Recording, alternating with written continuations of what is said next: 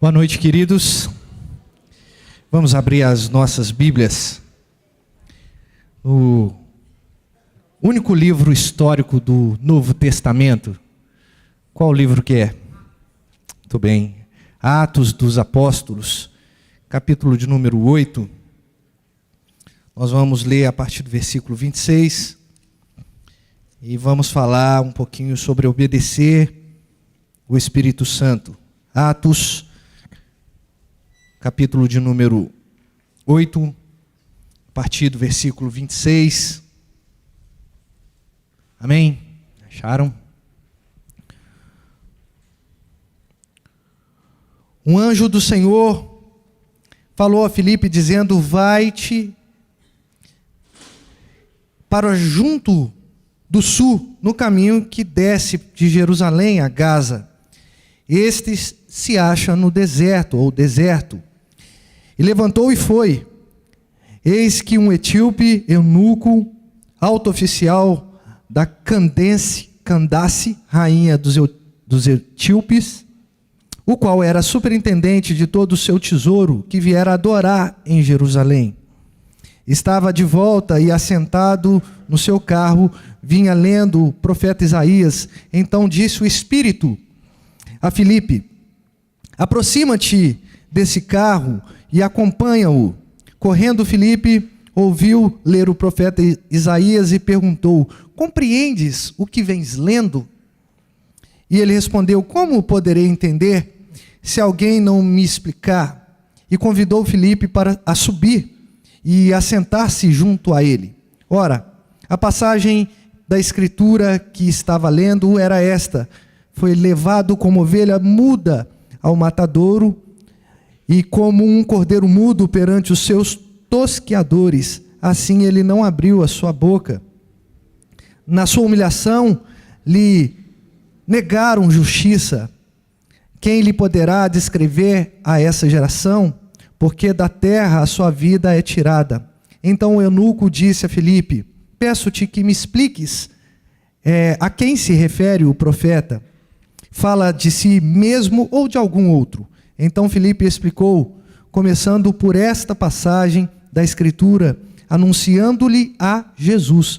Segundo eles, caminho afora, chegando a certo lugar, onde havia água, disse o eunuco: eis aqui água, o que me impede de ser batizado?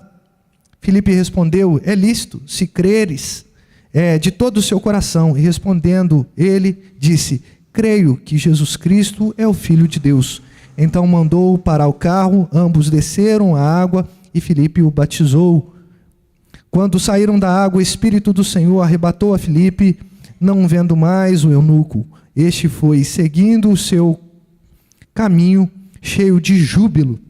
Mas Filipe veio achar-se em Azoto, e passando além, evangelizava todas as cidades até chegar a Cesareia. Até aqui. Senhor, em nome de Jesus, fale aos nossos corações por meio da Tua palavra.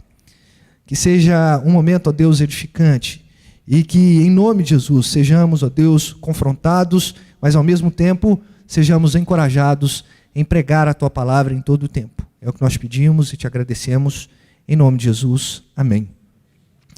Há uma literatura cristã chamada Entendes o que lês? Essa literatura cristã, ela tem um cunho de nos mostrar um pouco de ferramenta hermenêutica, e ela foi escrita por dois homens, Gordon Fee e Douglas Stuart. Ela não fala dessa passagem, apesar de usar a expressão dessa passagem. Fala da arte da ciência, que é a interpretação, e não só a interpretação, mas a interpretação bíblica. E quando a gente vê essas expressões sendo colocada diante de nós, como, por exemplo, você está entendendo de fato o que você está lendo? Ou, por exemplo, você compreende a fé que você professa dentro da igreja? Ou ainda, você tem ciência daquilo que você tem como compromisso como um crente em Cristo Jesus? A gente fica diante dessas indagações e considerações e reflexões, e a gente começa a trazer algumas conclusões aos nossos corações, de que precisamos cada vez mais ser submissos à vontade de Deus. Uma igreja precisa estar entendendo o seu papel. Não somente um papel dominical. Não somente um papel de participação em ministério, um ativismo. A igreja precisa entender o seu real papel, que é pregar a palavra do Senhor. E a igreja medieval, ali antes do século XVI, era uma igreja que havia trancafiado a Bíblia para que os leigos não pudessem entender e nem ler. Ou seja, eles não tinham livre acesso, com toda certeza também não tinham livre interpretação. Naquela ocasião, a Igreja Católica ela se preocupava em pregar a venda das indulgências e assim arrecadar fundos para crescimento da instituição em si.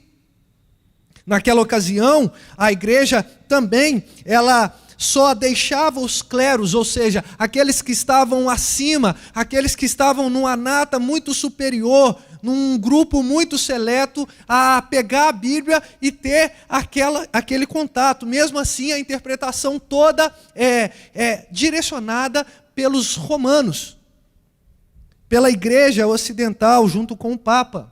Além disso, as missas eram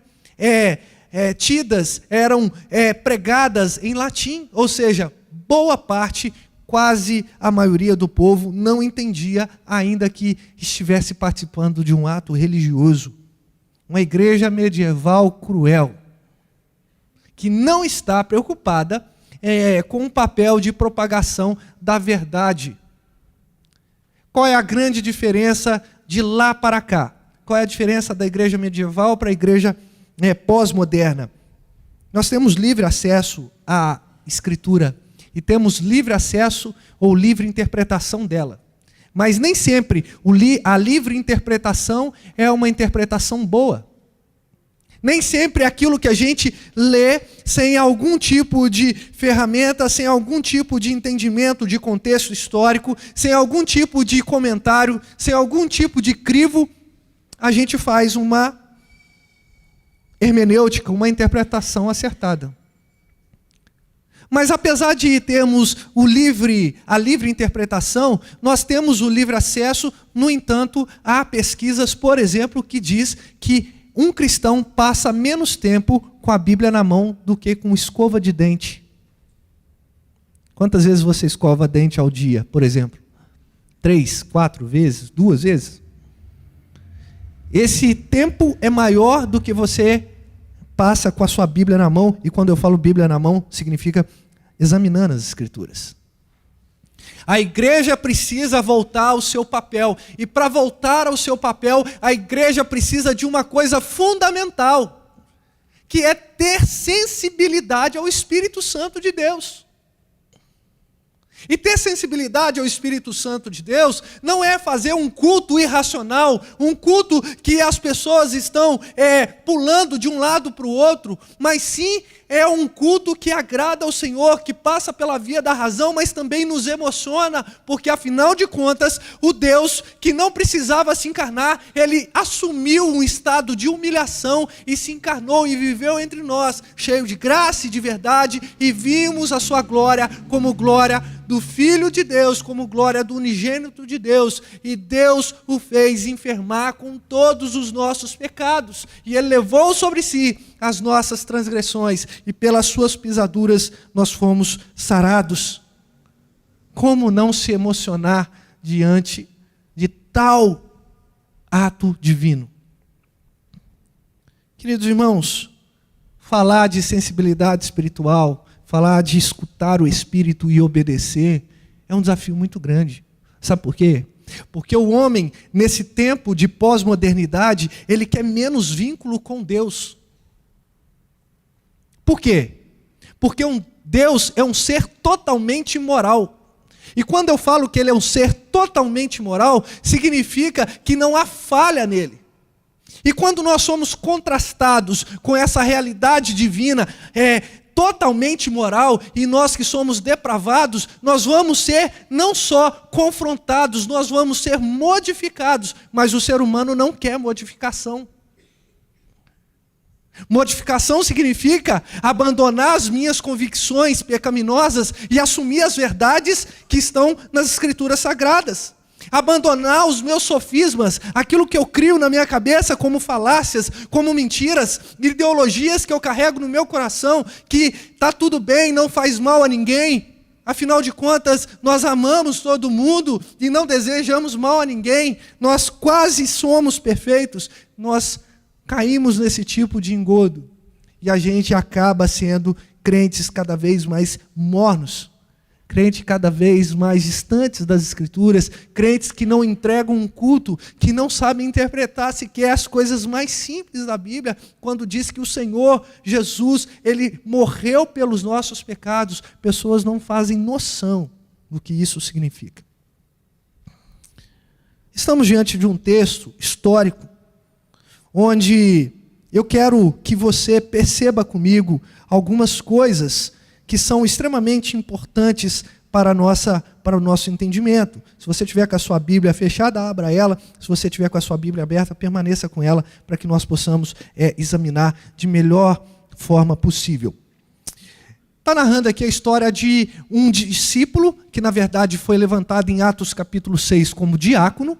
Ele tinha, portanto, uma prerrogativa de ajudar os necessitados em suas atribuições, né? Em suas necessidades ali, juntamente com os órfãos e com as viúvas. O que estava acontecendo quando os apóstolos entenderam que eles precisavam de ajuda? A demanda de pregação, a demanda de sinais que eles estavam fazendo eram tão grandes que eles precisavam eleger pessoas, homens piedosos, que dessem conta de também assistir aquelas pessoas que estavam ficando às margens daquele motinho, né, que estava acontecendo, onde eles pregavam as maravilhas. Ou seja, órfãos, viúvas, mulheres, idosas, enfim, idosos, todos estavam ficando omitidos, principalmente na distribuição dos elementos da ceia, né, na comunhão, como nós lemos em Atos, capítulo de número 2. Então, foram levantados alguns nomes, dentre eles Filipe.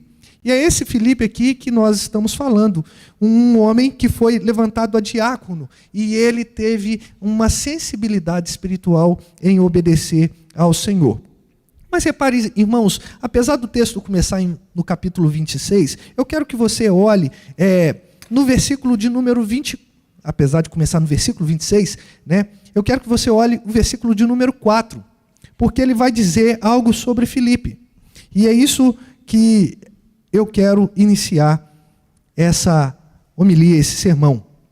Fala que entre mentes os que foram dispersos iam por toda parte pregando a palavra, ou seja, aqueles que estavam sendo dispersados por conta da perseguição religiosa, estavam pregando a palavra em toda parte. Filipe, descendo a cidade de Samaria, reparem que ele está na cidade onde eles não se davam, né? Anunciava-lhe Cristo. As multidões atendiam unânimes, né? Havia uma unanimidade ali na palavra de Filipe. As coisas que Filipe dizia, ou ouvindo e vendo os sinais que ele operava, pois os espíritos imundos de muitos possessos saíam gritando em alta voz, e muitos paralíticos e coxos foram curados, e houve grande alegria naquela cidade. Repararam? Que cenário maravilhoso, um homem de Deus fazendo aquilo que ele havia sido não só comissionado, ele também havia ido um pouco além. Ele não só cuidava dos mais velhos, ele não só fez aquilo que era designado, mas ele foi além, ele pregava a palavra, e Deus estava agindo de maneira poderosa, a ponto de coxos começarem a andar, serem curados, paralíticos, endemoniados estavam sendo também libertos ali, e a cidade estava cheia de alegria. Que cenário maravilhoso! Se a gente olhar pela perspectiva ministerial, esse homem estava tendo muito sucesso. E quem quer sair do seu lugar de sucesso? Quem quer sair do seu lugar de comodismo? Onde as pessoas te apreciam, onde as pessoas estão olhando para você e veem de fato uma autoridade que vem de Deus. Quem de nós queremos sair de fato daquele lugar onde nós nos sentimos cada vez mais confortável? onde somos aclamados, onde somos pessoas importantes. Mas aí o texto, ele dá uma paralisada no sentido de falar aqui da pessoa de Filipe e todo o poder que estava sobre ele por meio do Espírito, e depois volta a dizer lá no versículo 26, aonde nós lemos, e fala a seguinte expressão, que um anjo do Senhor falou a Filipe dizendo: dispõe-te e vai para o lado do sul, no caminho que desce para Jerusalém, a Gaza. Este se acha deserto. Obedecer ao Espírito Santo é sair, portanto, do nosso comodismo. É sair do lugar onde a glória muitas vezes é atribuída a nós. Obedecer ao Espírito Santo é ir além daquilo que nós fomos comissionados. Nós não podemos ser uma igreja medíocre. Uma igreja que faz aquilo apenas que os líderes estão mandando, pedindo. E a gente está numa época que a gente está implorando. Por favor, venha, participe. Precisamos sair dessa comodidade. Filipe tinha tudo para falar e questionar aqui a palavra anjo, né? Mas depois fala do Espírito, né? Mas vamos aqui obedecer o texto e dizer que Filipe poderia dizer ao anjo do Senhor assim: mas eu estou muito bem nesse lugar. Eu estou fazendo muitos sinais, eu estou pregando, inclusive eu estou pregando a tua palavra. Eu estou pregando a palavra do Senhor, eu estou fazendo muitos sinais. Por que eu vou sair daqui? Irmãos, o pensamento do Senhor é muito mais alto que os nossos pensamentos. Nós precisamos crer nessa realidade.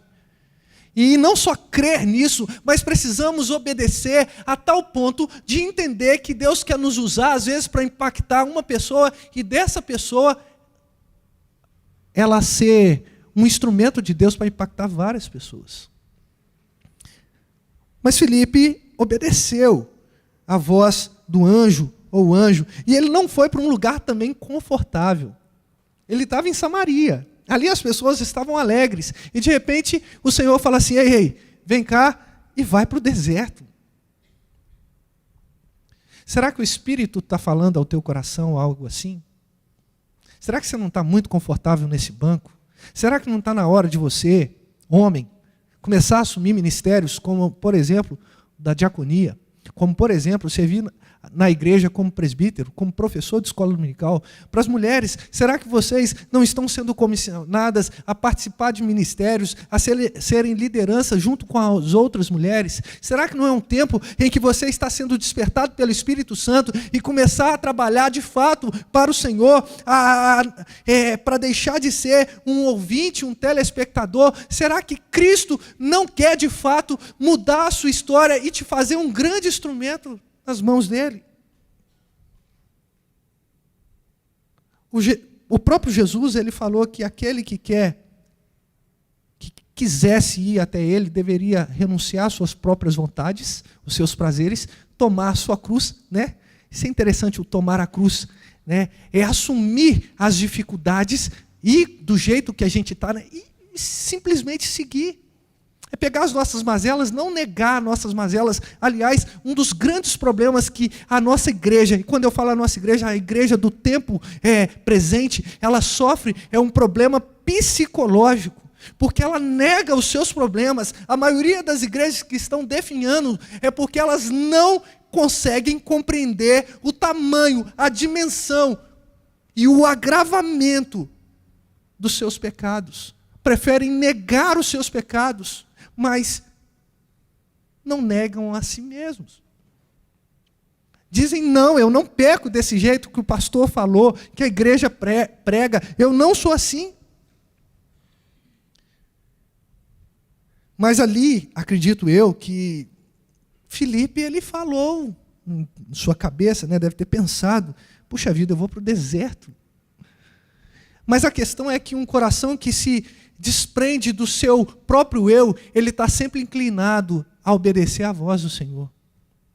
Não importa se é aqui na primeira igreja, não importa se é em outro lugar, se é num ambiente mais confortável ainda, ou se você vai, por exemplo, enfrentar algum tipo de enfrentamento lá na sua faculdade, na sua escola, no seu trabalho.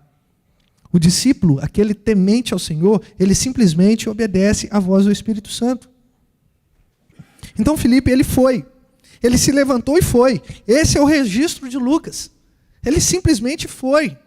A gente está precisando ter mais atitudes assim. De vez complicar demais, a gente precisa simplesmente chegar e obedecer à voz do Espírito Santo. E a voz do Espírito Santo é o que está escrito nas Escrituras Sagradas.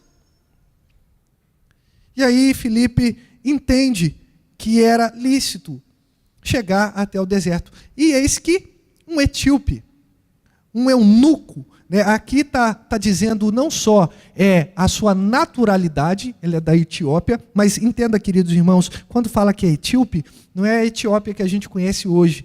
Tá? Era boa parte da África, era uma grande extensão da África. E está falando que ele era eunuco, ou seja, ele era alguém que trabalhava diretamente na coroa, e isso vai ser especificado também. Mas o eunuco também tinha outras prerrogativas que também não vou entrar aqui no mérito da questão, porque não é tão relevante. Fala que ele é um alto oficial de Candace. Candace não é o nome da rainha.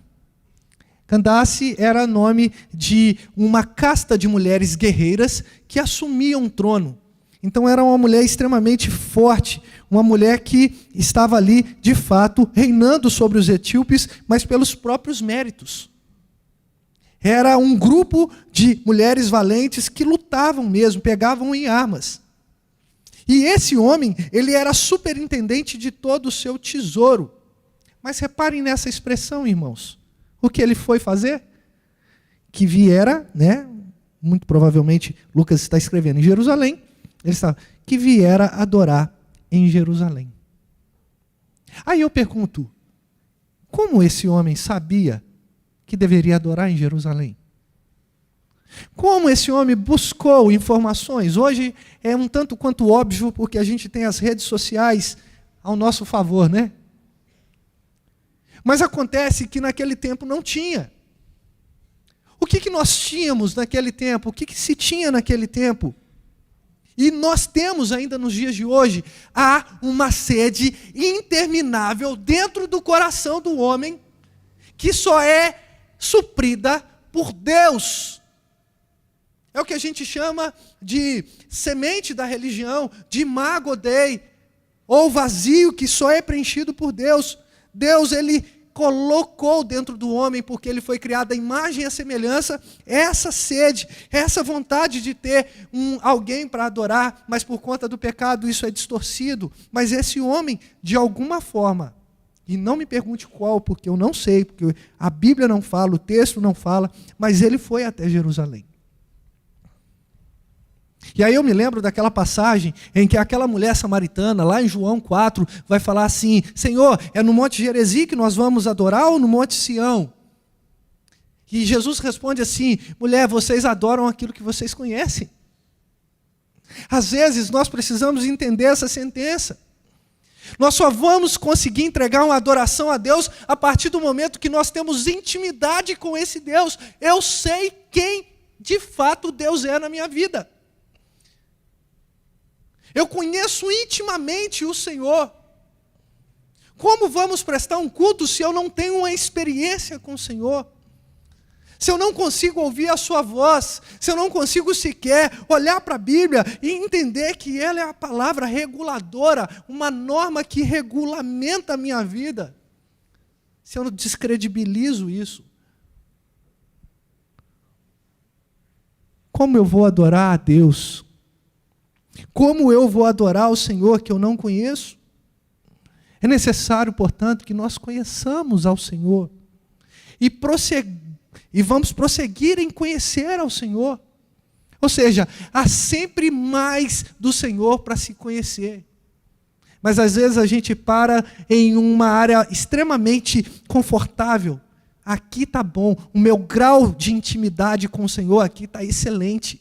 Eu não preciso dar um passo a mais, eu não preciso me comprometer um pouco mais. Não, eu já sou um crente excepcional, eu já sou uma pessoa que está muito acima da média.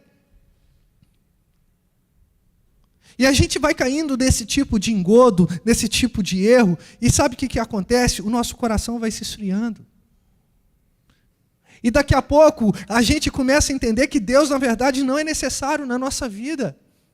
E aí eu começo um processo de esfriamento espiritual, e quando a gente se dá conta, a gente está tão envolvido com o mundo e com as práticas libertinas desse mundo, que a gente já não se sente mais digno, e de fato não há dignidade na gente, mesmo aqui dentro da igreja. Imagina você e eu lá fora, gozando dos prazeres mundanos. Mas aquele homem da alta patente, da coroa da Etiópia, ele foi até Jerusalém para poder adorar o Senhor. E ele estava de volta, ele fez o seu ritual, reparem que isso é importante, ele fez o seu ritual de adoração, e ele estava de volta, sentado no seu carro, e vinha lendo o profeta Isaías. Aqui é extremamente interessante. Eu não sei se ele adquiriu em Jerusalém um papiro do profeta Isaías, ou se ele já tinha em si, mas eu acho que ele deve ter adquirido em Jerusalém. E ele começou a ler. E havia um hábito de ler em voz alta para poder entender um pouco melhor. Aliás, até uma técnica também usada nos dias de hoje. E agora fala que o Espírito disse a Filipe, né? Era o anjo, mas a gente pode entender que o Espírito Santo estava falando com Filipe. Aproxima-te deste carro. Era uma região deserta, não tinha ninguém passando, somente aquele homem estava fazendo aquele percurso. Aproxima-te desse carro e acompanha. E reparem, queridos irmãos, que Filipe, ele corre atrás daquele carro. Ele corre. Isso mostra que há um esforço nosso. Há um esforço. Não porque somos super crentes. Há um esforço porque nós entendemos que essa palavra, nós entendemos que a explicação dessa palavra, ela é importante para a salvação daquela pessoa. Então não importa se ela está a 100 km por hora. Eu vou pegar algum tipo de veículo, eu vou correr atrás, eu vou parar ela no sinal, eu vou fazer alguma coisa, mas eu preciso evidenciar as escrituras para essa pessoa. Obra de obediência do Espírito Santo. Ou ao Espírito Santo. Obedeceu e ele foi correndo. Ele não mediu esforço. Ele podia falar, Espírito Santo, mas correr atrás de carro não dá. Mas ir no culto de manhã e de noite? Não dá. Escutar a escola dominicana? Não dá. Culto de quarta? Não, quarta-feira tem muita coisa para fazer. Participar de ministério? Não, é demais, lidar com gente. Não sou bom com isso. Reparem que em momento nenhum há um diálogo que Filipe coloca diante do Espírito. Podia ter algumas dificuldades no coração, claro.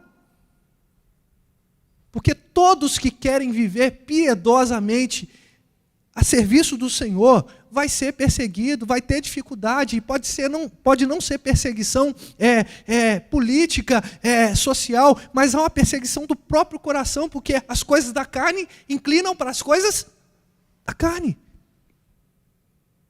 E nós somos também de carne.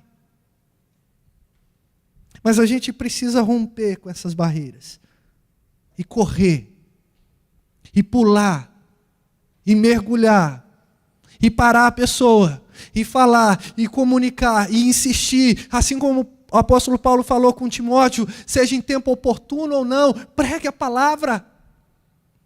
Paulo estava falando para Timóteo ser um cara chato? Não.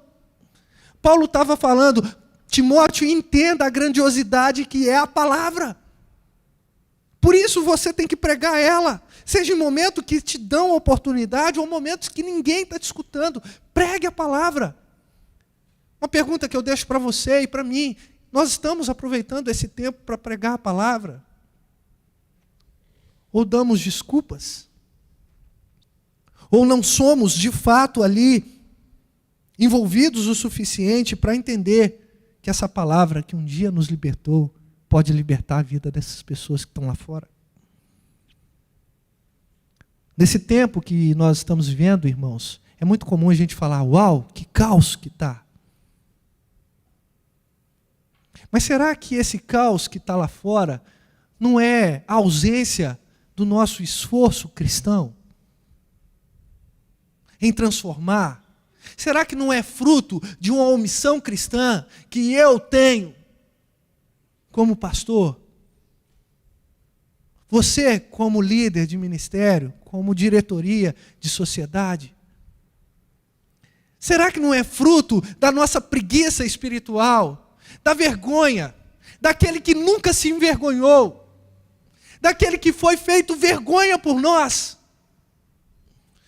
Como eu vou falar a respeito de Jesus nessa pós-modernidade, onde ninguém acredita? Irmãos, Deus tem os seus eleitos lá fora, e a verdade precisa ser comunicada, porque tem muita pessoa lá fora, postando foto em rede social, mas que estão vazias por dentro, que precisam escutar da verdade, que muitas vezes ela acha que não precisa. E aí Filipe correu, e ele fez uma pergunta extremamente interessante, simples. Você está compreendendo o que você está lendo? Imagina, a cena, o carro não parou naquele momento. Depois vai falar que o carro parou. Parece que Filipe estava ali se movimentando junto com o carro e conversando com aquele etíope, falando assim, você está compreendendo? E aquele homem foi extremamente sincero. Mas como eu vou compreender se alguém não me explicar? Mas reparem, irmãos, que Lucas vai registrar que ele foi adorar ao Senhor. E aqui, irmãos, eu tiro uma lição para nós. Que muitas vezes a gente precisa ter uma predisposição em seguir aquilo que nós fomos, ou para aquilo que nós fomos criados, que é para glorificar o Senhor. Nem tudo a gente compreende. Aquele homem não compreendeu em primeira instância, mas ele sabia que existia um Deus. Ele sabia que existia um Senhor, que esse Senhor era de fato digno de toda adoração, de toda glória, de todo louvor. E essa adoração o levou a começar a ter mais intimidade no sentido de começar a ler as Escrituras. Até que alguém chegou e falou assim, você está entendendo o que você está lendo? Às vezes o nosso papel é esse. Você está compreendendo? Ou a gente assiste a TV, vê todos os problemas que esse mundo está vivendo, e a gente simplesmente se cala, desliga a TV e fala, não, tudo bem. Ou você chega perto do seu filho, sua filha, e fala, você está entendendo, meu filho, o que está acontecendo nesse mundo? Você está compreendendo para onde esse mundo está caminhando? Um mundo que tem orgulho de orgulho. Eu tenho orgulho de participar do orgulho. Indo completamente em direção oposta àquilo que o Senhor falou, àquilo que a Bíblia nos ensina. Humilhai-vos, pois, debaixo da mão de Deus, porque no tempo oportuno Ele vai te exaltar. Pedro está falando isso. Nós não somos povos orgulhosos. Não tem orgulho cristão. Dia do orgulho, vamos para o dia do orgulho cristão. Tem dia da humilhação cristã. Porque quando nós somos confrontados com a pessoa de Cristo, nós nos humilhamos, nós falamos quem somos nós. Quem somos nós? Mas sempre tem alguém esperando que você e eu expliquemos a respeito da palavra. Pessoas que andam com a Bíblia nos seus smartphones, que até tem um momento de leitura ali, mas não compreendem de fato que aquilo que está querendo comunicar para eles, o que a Escritura está querendo dizer para eles. Mas eu quero ressaltar aqui também que esse homem, apesar de ter assumido a sua ignorância e falar assim, eu não estou compreendendo, como eu vou compreender se ninguém me explica? Ele fez um convite, falou, vem cá, sobe aqui, Assenta junto comigo aqui e me explica. Tem um monte de gente que está esperando a explicação, que convida a gente, mas a gente terceiriza isso. Na hora que nós somos convidados, nos momentos que nós somos convidados, o que a gente fala? Então, eu vou te passar o telefone do pastor Eloy. Aí você pode perguntar tudo, que aquele homem de cabeça branca sabe tudo. Mas você, criatura, vai na força que Deus te deu. Mas não sei, vamos pesquisar, vamos estudar um pouco mais. Mas às vezes a gente perde as oportunidades. E Jesus era extremamente cirúrgico nesse sentido.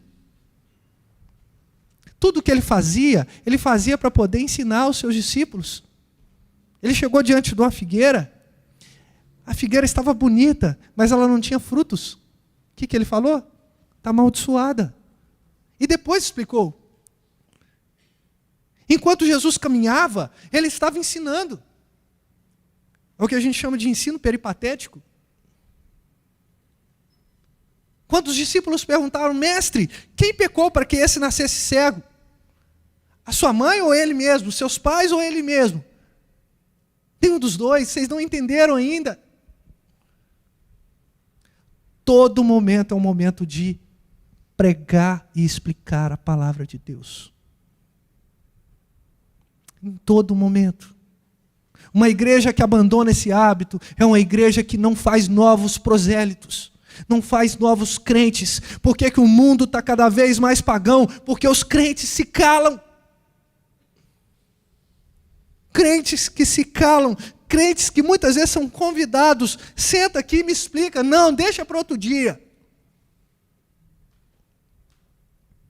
Deixa que outro dia eu te explico. Hoje não tenho tempo, também não sei. Mas Filipe subiu. E aqui Lucas vai descrever que ele estava lendo um trecho do profeta Isaías, lá no capítulo 53.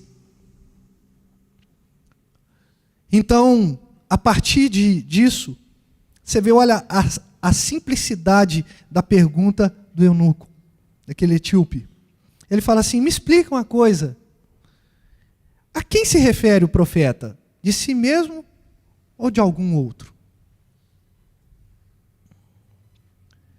O que não podemos fazer? Achar que todo mundo está no nosso mesmo nível. Às vezes a gente fala assim, nossa, mas que pergunta boba. Todo mundo sabe quem é Jesus. Vou perguntar. Tem gente que não sabe quem é Jesus. Você para e pergunta. Quem é Jesus? É tudo. Aquelas perguntas genéricas, né? Jesus é tudo. Mas o que Jesus fez pela sua vida?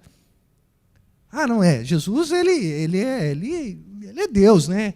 Não, tá, mas o que ele fez? Ele morreu na cruz, mas o que isso significa? Não faz pergunta difícil não, rapaz. E às vezes a gente acha que isso é comum a todos, que todo mundo sabe. Mas a verdade é que tem um mundo carente que acha que a melhor solução para o problema dele é se afogar num monte de bebida, num monte de droga, num monte de prostituição. É um alívio momentâneo. Daí a pouco vem todo o problema existencial, vem todo o problema. A pergunta às vezes é simples, e a resposta mais simples ainda. Qual é a diferença? É ter coragem de fato, obedecer à voz do Espírito. Foi a partir dessa pergunta que Filipe começou a explicar, começando por esta passagem. Isso aqui é um ponto extremamente interessante. Aqui foi uma deixa teológica. Mas muitas vezes a gente tem outras oportunidades não teológicas para apresentar a Cristo. Às vezes sua conversa é uma conversa extremamente despretensiosa de outro assunto, mas que você sabe encaixar Cristo.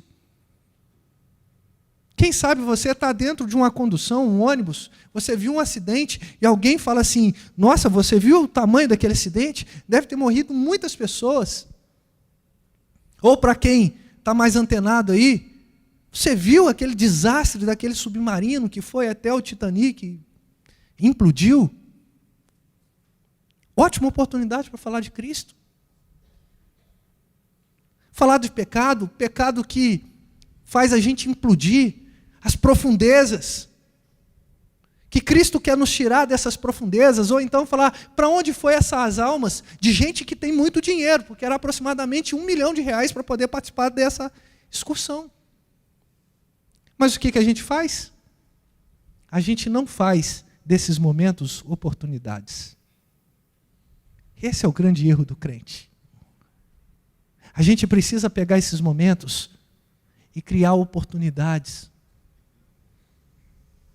Oportunidade de apontar para aquilo que de fato traz paz ao coração do ser humano.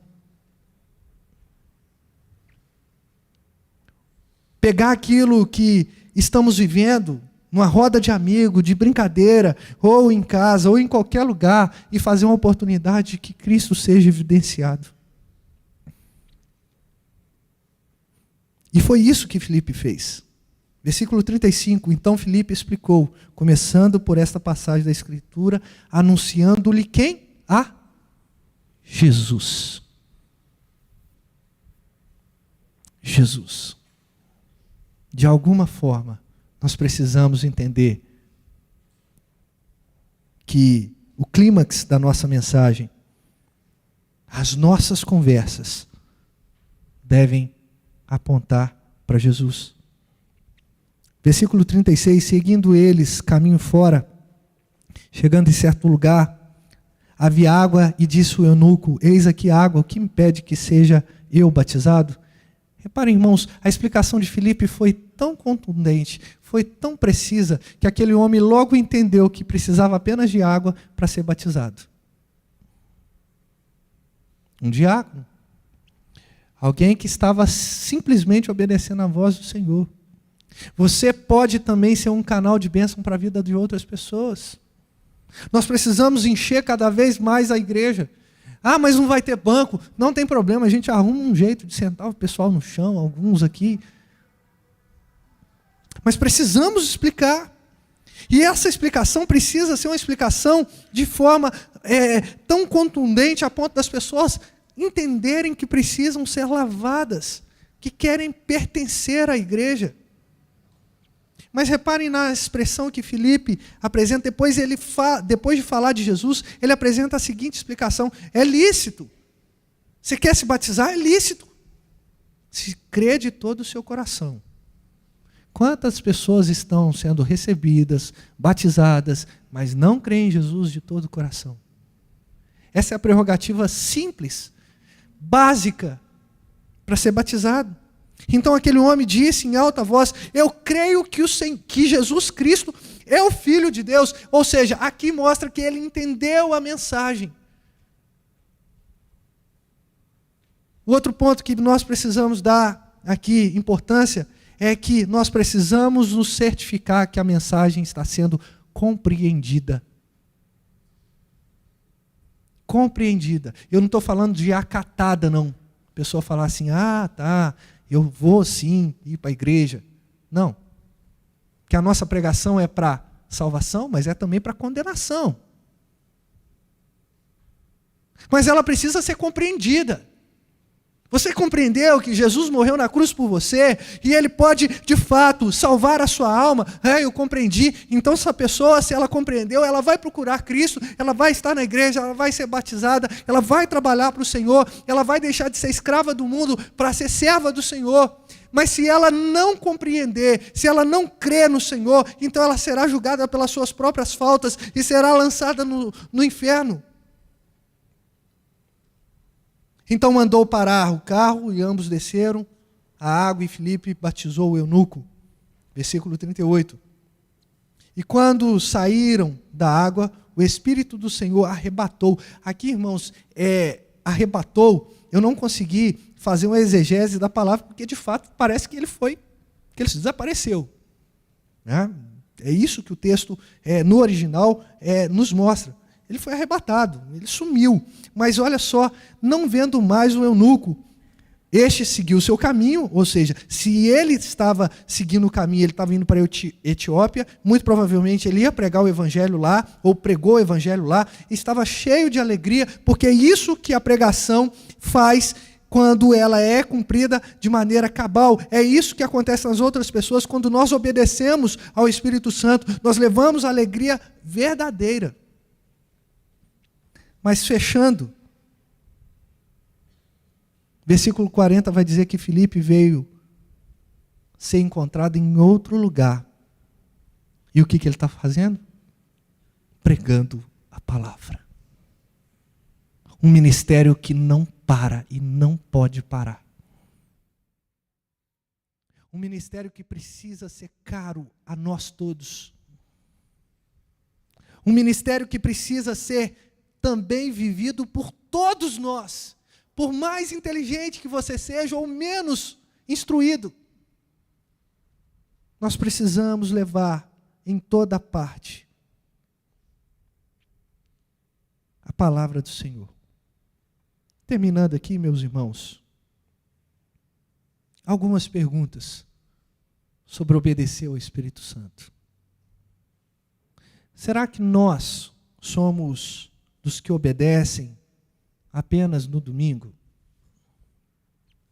Será que a nossa vida espiritual se resume no templo, no domingo, 9 da manhã, 19 horas da noite?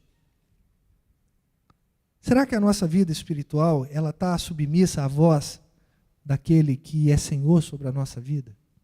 É um ponto a se pensar.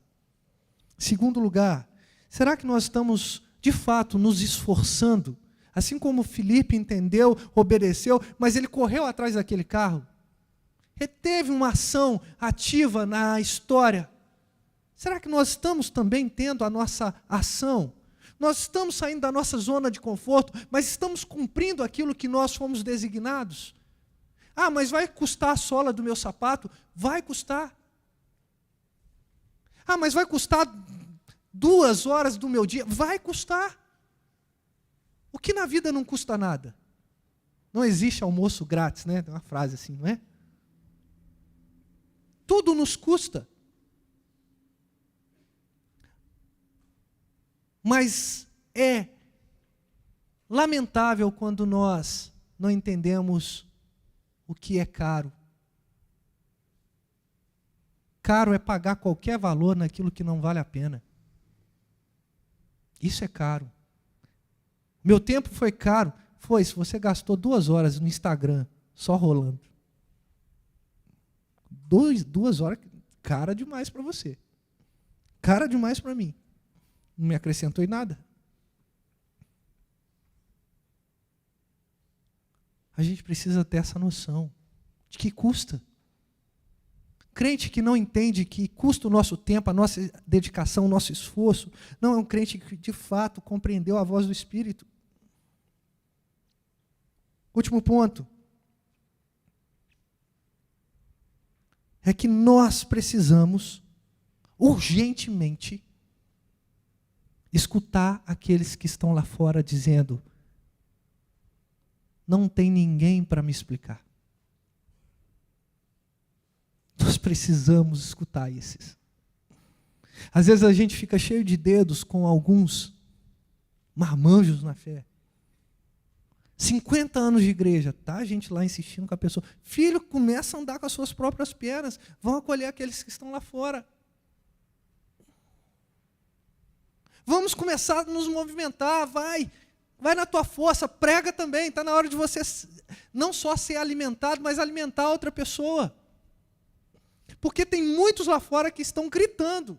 E como é que eles gritam? No gueto, na favela, se drogando.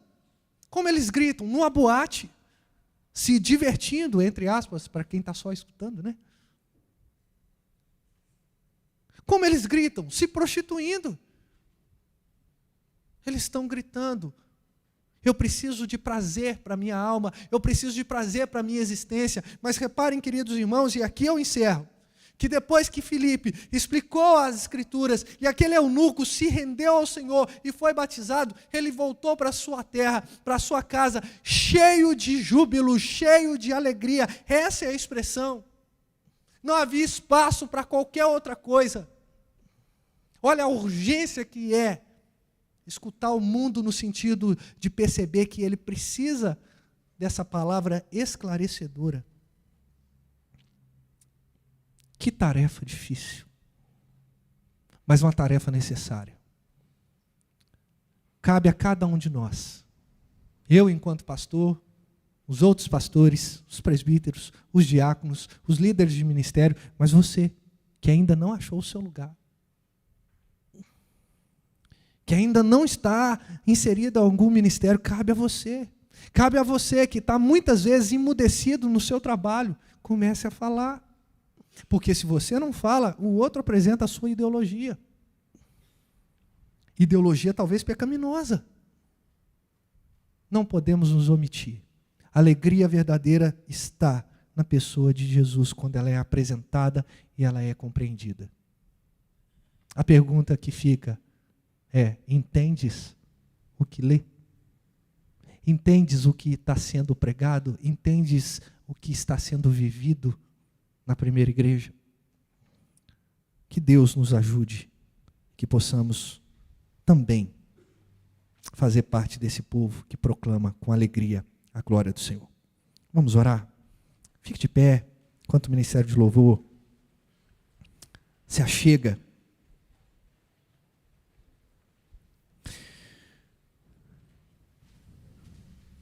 Meu convite para você